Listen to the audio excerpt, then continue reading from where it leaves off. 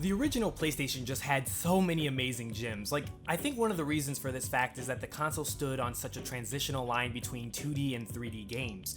Everyone was excited to put something on this amazing new generation of hardware, starting a tradition that would continue on with the PlayStation 2 that is a similarly amazing library of creative and unique games.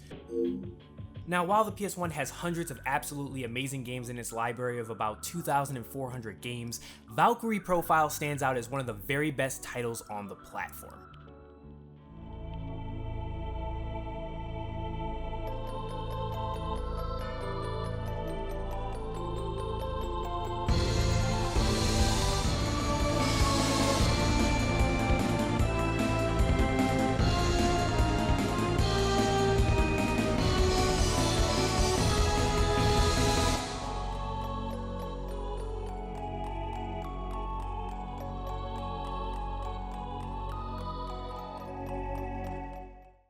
But let me back up a little bit, because I'm sure you're probably wondering, what is Valkyrie Profile?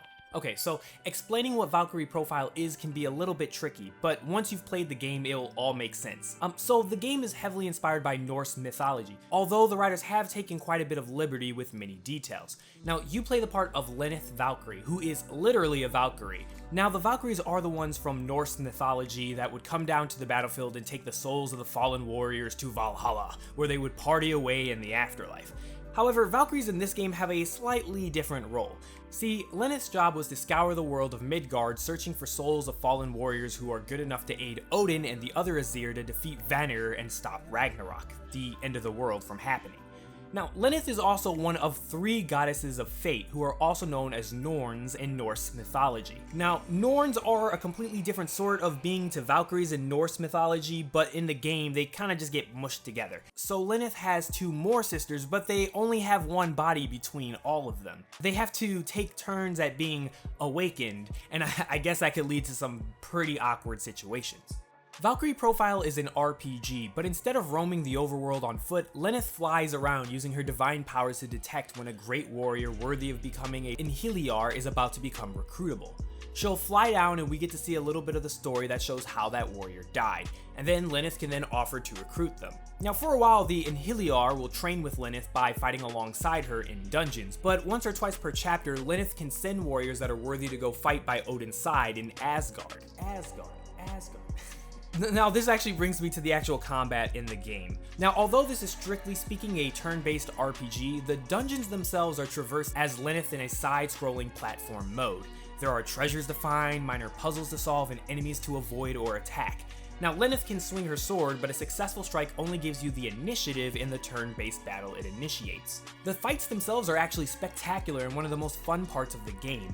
In many Japanese RPGs, the battles themselves can eventually become a grind, but in Valkyrie Profile, their uniqueness and variation keeps them fresh until the very end. Each of the face buttons are mapped to an attack of a party member. Now, the neat thing is that by timing these attacks of the party members correctly, you can create amazing combos. Now, if you do things in a certain way, you can actually trigger a cascade of special moves from each character without ever giving the enemy a chance to even move. And although the battle system is simple in principle, it's surprisingly tactical in practice. Items also play a very important role in the game. For example, Lenneth's special attack changes based off of the type of weapon that she currently has equipped.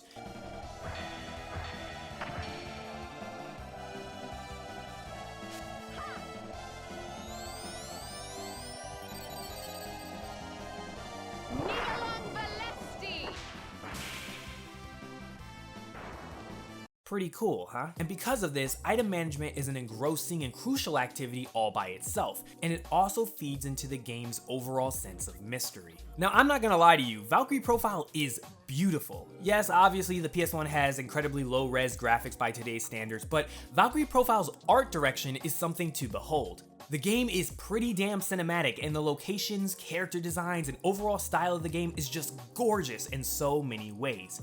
The game is both eerie and enchanting, with the musical score being a highlight in a game filled with more additional highlights. If you're a fan of sprite animation, you will absolutely love this game.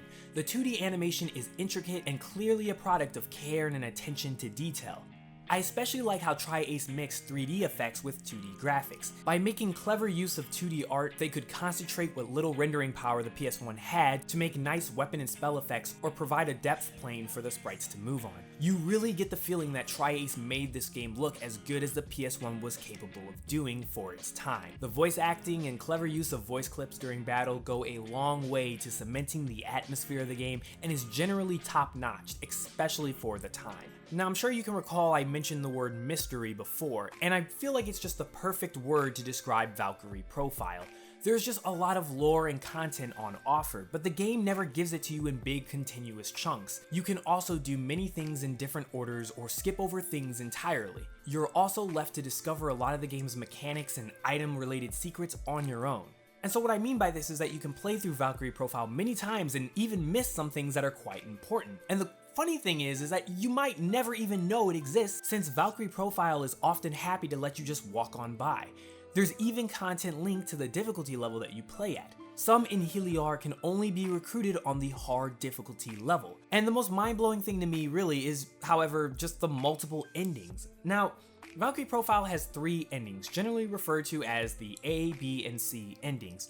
Now, the C ending is quote-unquote the bad ending where the bad guys win because, let's just be honest, you just sucked at your job as a Valkyrie. And B is the quote-unquote good ending that you get if you just play the game normally with competence. Now, most people are going to play this game, will get the B ending and be satisfied and move on. But getting either of these 2 endings are not hard, but if you get the B ending, you'll be told that there are some questions that remain unanswered. And that's where the A ending comes in, which is really just the best ending.